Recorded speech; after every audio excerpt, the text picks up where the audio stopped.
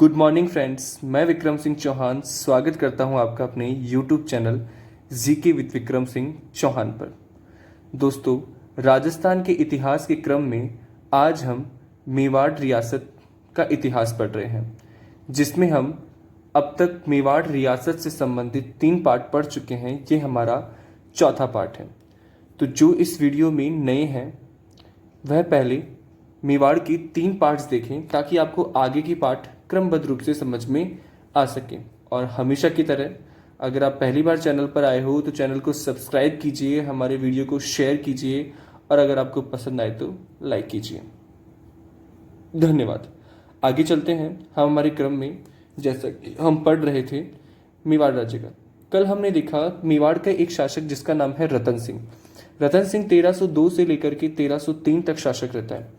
रतन सिंह 1302 से 1303 तक शासक रहता है और इसके समय की सबसे महत्वपूर्ण घटना थी दिल्ली के सुल्तान अलाउद्दीन खिलजी का 1303 में आक्रमण।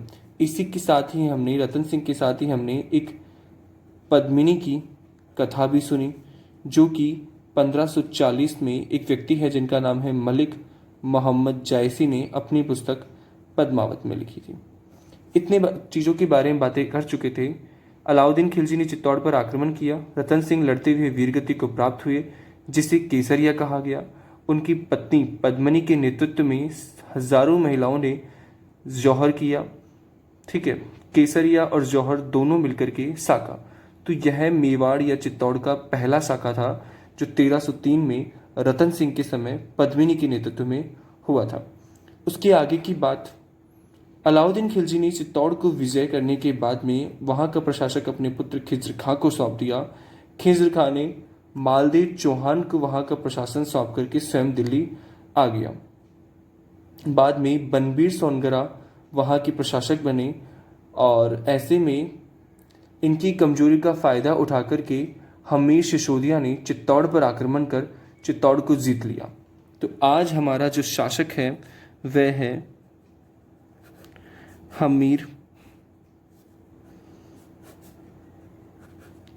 सिसोदिया। ठीक है, इससे पहले जो हम पढ़ रहे थे वह शाखा थी रावल शाखा, जिसकी शुरुआत की थी छेम सिंह ने। ठीक है, तो आज हमारा शासक है जिसका नाम है हमीर सिसोदिया और हमीर सिसोदिया से मेवाड़ में महाराणा या सिसोदिया शाखा की शुरुआत हुई। तो अब जो शाखा आएगी उसका नाम है सिसोदिया शाखा। इस सिसोदिया शाखा की स्थापना किसने की थी? 1326 में हमीर ने सल्तनत कालीन शासकों के उत्तराधिकारियों को वहां से पराजित करके चित्तौड़ पर अधिकार करके चित्तौड़ पर क्या कर लिया? अधिकार, और चित्तौड़ में एक नवीन शाखा सिसोदिया शाखा की स्थापना कर दी जिसका नाम था हमीर। ठीक है, ये बात। हमीर की कुछ उपाधियां, ठीक है, एक इसकी उपाधि है जिसका नाम है विषम घाटी पंचानन। विषम घाटी पंचानन, यह विषम घाटी पंचानन की उपाधि हमीर की कुंभलगढ़ प्रशस्ति में लिखी हुई है। विषम घाटी पंचानन का अर्थ होता है विपरीत परिस्थितियों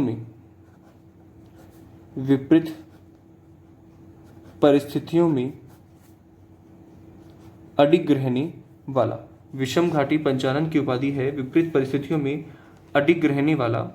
ठीक है, और यह उपाधि कुंभा ने कुंभलगढ़ प्रशस्ति में लिखवाई। इसी के साथ ही इसे वीर राजा भी कहा गया। ठीक है, और पहली बार हमीर सिसोदिया को ही राणा या महाराणा, सर्वप्रथम इस शब्द का प्रयोग करने वाला हमीर सिसोदिया ही था। ठीक है, हमीर सिसोदिया की एक बड़ी उपलब्धि ये थी कि इस समय दिल्ली सल्तनत, पीछे में दिल्ली सल्तनत के बारे में बता चुका हूं। दिल्ली सल्तनत की शुरुआत 1206 से लेकर के 1526 तक होती है और इसके अंदर 5 वंश थे। उन वंशों के बारे में, सबके बारे में बात पीछे है। मैं बताता हूँ डायरेक्ट। दिल्ली सल्तनत का एक सुल्तान था जिसका नाम था मोहम्मद बिन तुगलक। तो मोहम्मद बिन तुगलक को भी हमीर सिसोदिया ने पराजित कर कर चित्तौड़ पर अपना अधिकार बनाए रखा। ये बात हमीर सिसोदिया। तो हमीर सिसोदिया का जो समय था वो 1326 से लेकर के 1364 तक वो गद्दी पर बैठा। हमीर सिसोदिया के बाद जो शासक बनता है उसका नाम है राणा क्षेत्र सिंह। हमीर सिसोदिया के बाद शासक बनते हैं राणा क्षेत्र सिंह, जो 1364 से लेकर 1382 तक मेवाड़ की गद्दी पर बैठे। 1364 से 1382 तक मेवाड़ की गद्दी पर बैठे। यह काफ़ी पराक्रमी शासक सिद्ध हुए। ठीक है, पराक्रमी ताकतवर शासक सिद्ध हुए और इनके द्वारा अजमेर, मांडलगढ़ जो भीलवाड़ा में स्थित है तथा छप्पन का क्षेत्र, अजमेर, मांडलगढ़ तथा छप्पन का क्षेत्र जीतकर अपने राज्य में सम्मिलित कर लिया गया, यानी मेवाड़ राज्य में मिला लिया गया। किसके समय? अजमेर, मांडल, छप्पन आदि प्रदेशों को किस मेवाड़ी शासक ने जीता? तो राणा क्षेत्र सिंह के समय अजमेर, मांडलगढ़, छप्पन राज्य को मेवाड़ साम्राज्य में मिला लिया गया। ठीक है, इसके समय की एक प्रमुख घटना, राणा क्षेत्र सिंह ने मालवा के शासक दिलावर खां को पराजित किया। राणा क्षेत्र सिंह ने मालवा के शासक दिलावर खां को पराजित किया। इसी के साथ ही क्षेत्र सिंह के समय मालवा मेवाड़ संघर्ष की शुरुआत हो गई। ठीक है, वेरी इंपॉर्टेंट है। पहली बार मालवा मेवाड़ संघर्ष की शुरुआत किसके समय हुई? तो क्षेत्र सिंह के समय हुई। कैसे हुई? इसने मालवा के शासक दिलावर खां को पराजित कर दिया। तो पराक्रमी शौर्य शासक था, तो इसने आसपास के क्षेत्रों को जीता, जिसमें अजमेर, मांडल, जहाजपुर, छप्पन आदि राज्यों को मेवाड़ साम्राज्य में मिला लिया। मालवा के शासक दिलावर खां को पराजित किया, जिससे मालवा मेवाड़ संघर्ष की शुरुआत हो गई। क्षेत्र सिंह के दासी पुत्र, एक का नाम चाचा और एक का नाम मीरा। नाम याद रखने हैं, चाचा व मीरा किसके दासी पुत्र हैं? क्षेत्र सिंह के दासी पुत्र हैं। आगे चर्चा होगी चाचा व मीरा कौन है। इसके बाद नेक्स्ट हमारा शासक है राणा लाखा, या इन्हीं का नाम है लक्ष्य सिंह। ठीक है, अब क्षेत्र सिंह सिसोदिया के बाद से सभी शासक अपने नाम के आगे राणा शब्द का प्रयोग करेंगे, जैसे महाराणा प्रताप, राणा सांगा, राणा कुंभा आदि। तो अब जो भी हम शासक पढ़ेंगे उनके आगे नाम के राणा शब्द आएगा। इनका समय था 1382 से लेकर के 1421 तक का। इनके समय की दो महत्वपूर्ण घटनाएं थी। एक तो इनके समय जावर उदयपुर में चांदी की खान मिली।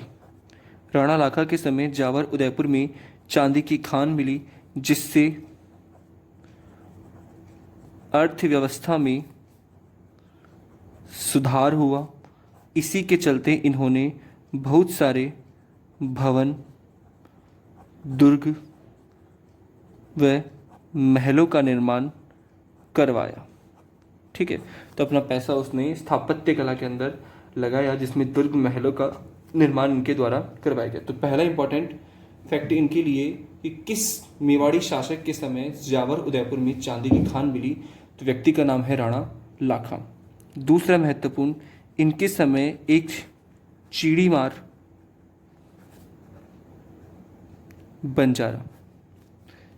बंजारा जिसका नाम था बिच्छू।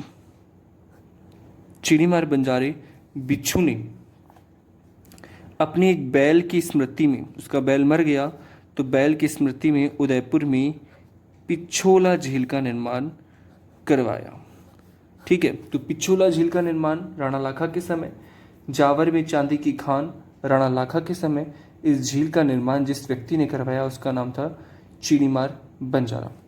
एक छोटी सी बात और इसी के साथ, पिछोला झील के निकट एक चबूतरा बना हुआ है जिसका नाम है नटनी का चबूतरा।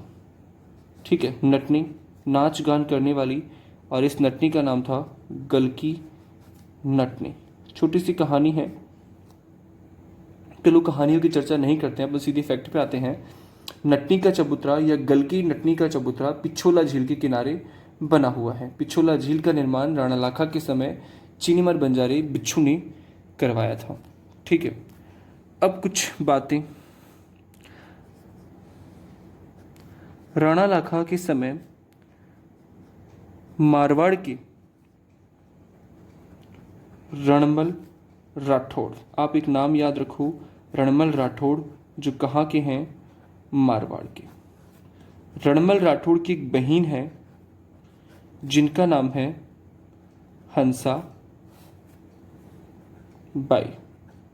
मारवाड़ के रणमल राठौड़ ने राणा लाखा के समय राणा लाखा के दरबार में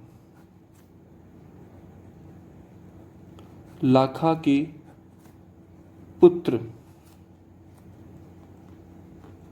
राजकुमार चूड़ा, ठीक है, एक एक पॉइंट टू पॉइंट देखना। रणमल राठौड़ जो मारवाड़ के थे, उन्होंने अपनी बहन हंसाबाई के लिए राणा लाखा के दरबार में लाखा के पुत्र राजकुमार चूड़ा के लिए विवाह प्रस्ताव भेजा।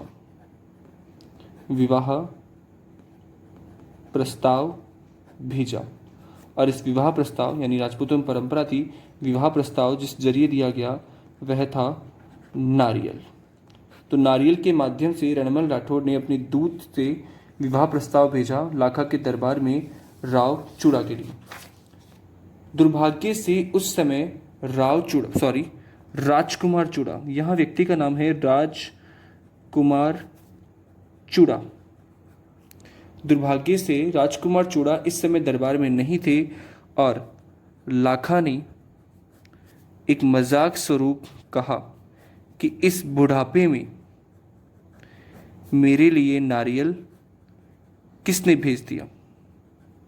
ठीक है, तो आप पॉइंट नोट कर लेना पूरा कि राणा लाखा ने इस समय कहा कि इस बुढ़ापे में मेरे लिए नारियल किसने भेज दिया।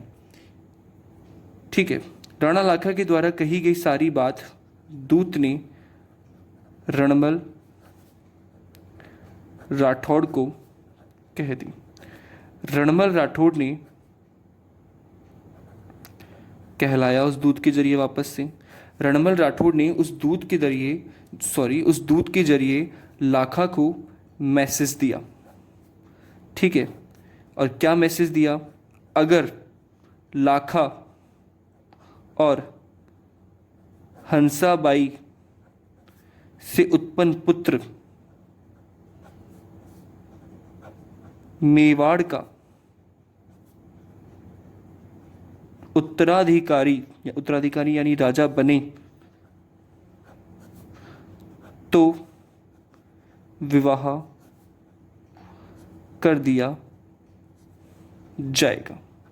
ठीक है, वापस से सुना।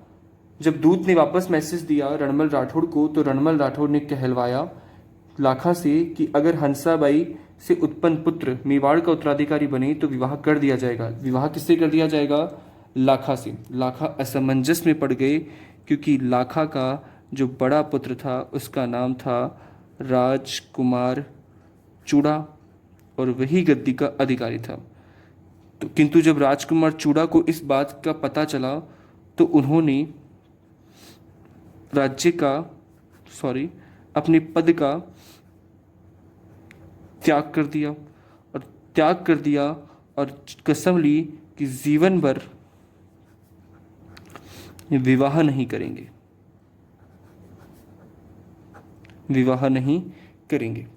इसीलिए राणा लाखा के पुत्र राजकुमार चूड़ा को मेवाड़ का भीष्म पितामह कहा जाता है। ठीक है, बात समझ में आ रही होगी। मैं चर्चा करूंगा भीष्म पितामह कौन है। अभी आप इतना एक छोटा सा फैक्ट ध्यान रखिए कि अगर समय मिला तो भीष्म पितामह के बारे में बताएंगे। राजकुमार चूड़ा को मेवाड़ का भीष्म पितामह कहा। क्यों कहा? क्योंकि उन्होंने अपने पद का त्याग कर दिया और जीवन भर विवाह नहीं किया, इसलिए भीष्म पितामह कहलाए। और यहाँ रणमल राठौड़ के रणमल राठौड़ ने शर्त यानी शर्त के साथ लाखा और हंसाबाई का विवाह करवा दिया। शर्त के साथ लाखा और हंसाबाई का विवाह करवा दिया और जो पुत्र उत्पन्न हुआ उसका नाम था मोकल। राणा लाखा और हंसाबाई का जो पुत्र था उसका नाम कौन था? मोकल। मोकल की चर्चा बाद में। अब देखते हैं अपन लाखा के दरबारी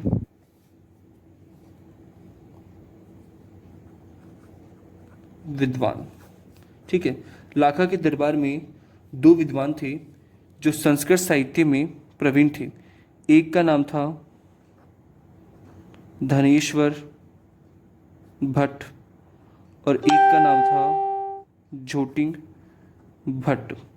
तो राणा लाखा के दरबार में राणा लाखा के दरबार में दो विद्वान हुए, या उनके दरबार में दो विद्वान निवास करते थे जिनका नाम था धनेश्वर भट्ट व झोटिंग भट्ट। सीधा सा प्रश्न है, धनेश्वर भट्ट झोटिंग भट्ट किस मेवाड़ी शासक के दरबार में नियुक्त रहे? तो राणा लाखा के दरबार में। ठीक है, और इनके समय संस्कृत साहित्य का विकास हुआ। ठीक है, ये राणा लाखा की बात थी। तो राणा लाखा के बारे में आपको 4 से 5 फैक्ट ध्यान रखने हैं कि राणा लाखा के समय चांदी की खान निकली जावर में। दूसरा, इनके समय चिड़ीमर बंजारे ने अपने बैल की याद में एक पिछोला झील का निर्माण करवाया। इनका विवाह रणमल राठौड़, जोधपुर के रणमल राठौड़ की बहन हंसाबाई से शर्त के साथ हुआ। और शर्त क्या थी कि उनसे उत्पन्न पुत्र ही गद्दी पर बैठे। राणा लाखा के बड़े पुत्र राव चूड़ा थे जिनका गद्दी पर अधिकार था, लेकिन पिता की विवाह की बात जान करके उन्होंने विवाह का त्याग कर दिया और आजीवन विवाह न करने की कसम खाई। इसीलिए इनको मेवाड़ का भीष्म पितामह कहा जाता है।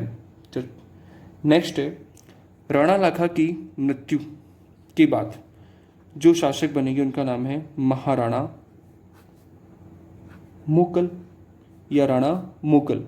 ये मोकल वही है जिनकी हंसाबाई और लाखा से उत्पत्ति हुई। तो मोकल 1421 से लेकर के 1433 के समय शासन था। जिस समय यह शासक बना उस समय इसकी आयु सिर्फ और सिर्फ 12 वर्ष की थी। ठीक है, लाखा की मृत्यु के बाद मोकल राजा बना।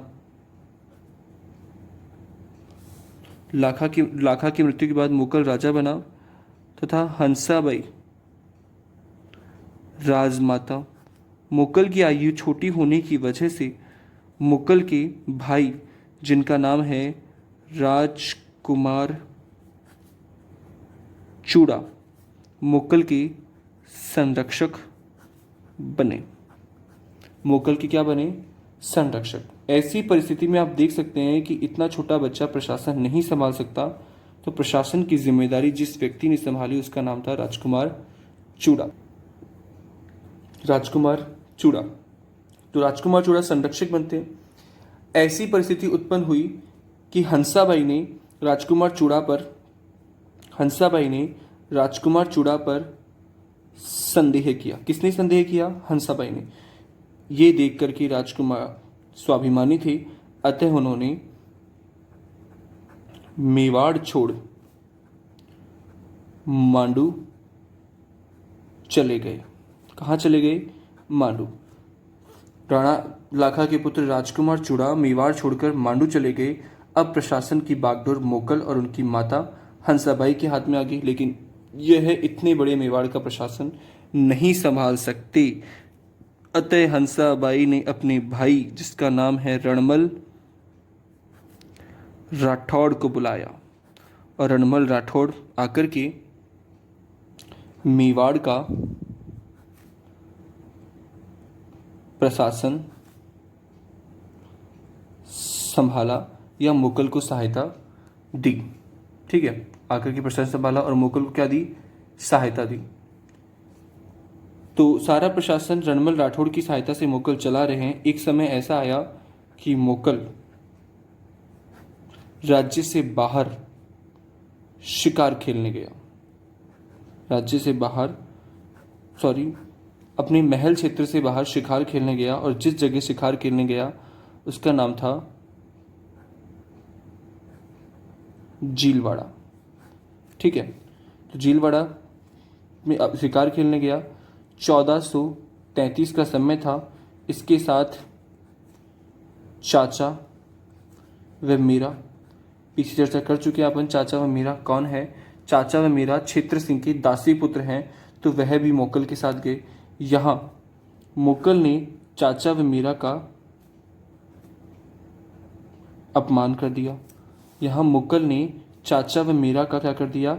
अपमान कर दिया। और चाचा व मीरा क्रोधित हुए और चाचा व मीरा ने मुगल की हत्या कर दी। चाचा व मीरा ने मुगल की क्या कर दी? हत्या कर दी। और मुगल की हत्या के बाद हंसाबाई ने मुगल के पुत्र कुंभा को चित्तौड़ की गद्दी पर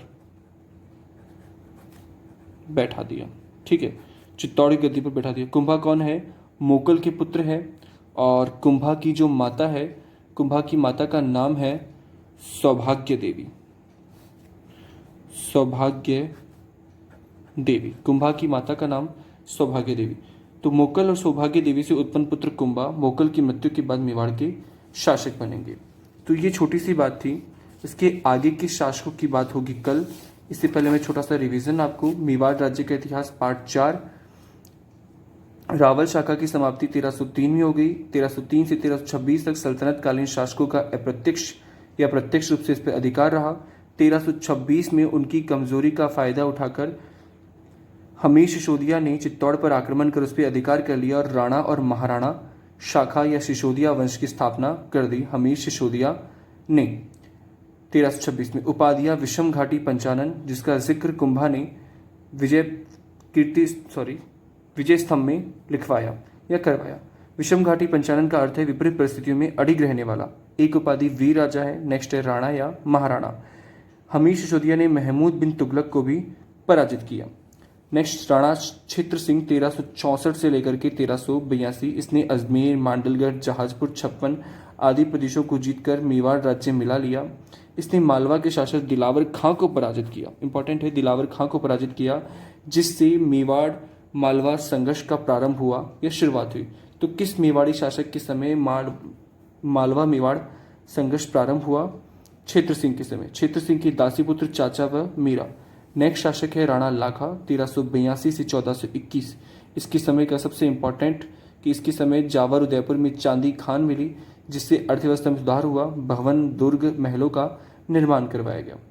तथा एक चिड़ीमार बंजारे ने, जिसका नाम है बिच्छू, ने अपनी बैल की स्मृति में पिछोला झील का निर्माण कराया। पिछोला झील के किनारे नटनी का चबूतरा बना हुआ है। पिछोला झील के किनारे नटनी का क्या बना हुआ है? चबूतरा। तो उदयपुर में स्थित है पिछोला झील, जिसके किनारे नटनी का चबूतरा।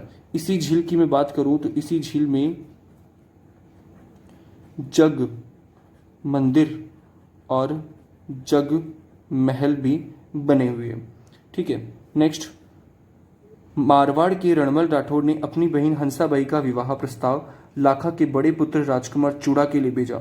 ठीक है, किंतु यहाँ राणा लाखा ने उस रणमल राठौड़ के द्वारा भेजे गए दूत के साथ मजाक किया और कहा कि इस बुढ़ापे में मेरे लिए नारियल किसने भेज दिया, जिस पर रणमल राठौड़ ने कहलवाया कि लाखा और हंसाबाई का विवाह एक शर्त पे किया जाएगा कि उत्तराधिकारी हंसाबाई का पुत्र बने। यह बात पता चली राजकुमार चूड़ा को, तो उन्होंने आजीवन विवाह न करने का निश्चय किया तथा मेवाड़ के भीष्म पितामह कहलाए। भीष्म पितामह कौन थे? छोटा सा परिचय देना चाहूंगा। महाभारत में एक पात्र है जिसका नाम है भीष्म। वैसे तो भीष्म का वास्तविक जो नाम रहता है वह नाम है देवरत्न। भीष्म का वास्तविक नाम कौन सा है? देवरत्न। ठीक है, छोटे शब्दों में खत्म करता हूं। देवरत्न कौन थे? देवरत्न महाभारत में एक राज्य है जिसका नाम है हस्तिनापुर। महाभारत में एक राज्य जिसका नाम हस्तिनापुर, और हस्तिनापुर में एक शासक हुए जिसका नाम था शांतनु। शांतनु ने विवाह किया गंगा, गंगा भारत की राष्ट्रीय नदी जिसका नाम है गंगा, तो गंगा के साथ विवाह किया, और गंगा के साथ विवाह पर इनको एक पुत्र उत्पन्न हुआ जिसका नाम था देव रत्न। ठीक है, अब गंगा के साथ विवाह हुआ, गंगा चली गई, गंगा की प्रतिज्ञा थी कि पुत्र के बाद वो चली जाएगी। ऐसे में शांतनु ने दूसरा विवाह किया, और दूसरा विवाह हुआ सत्यवती से। सत्यवती ने शांतनु के सामने शर्त रखी कि मैं आपसे विवाह तभी करूंगी, विवाह से पहले ही तभी करूंगी जब मेरा पुत्र हस्तिनापुर की गद्दी पर बैठेगा।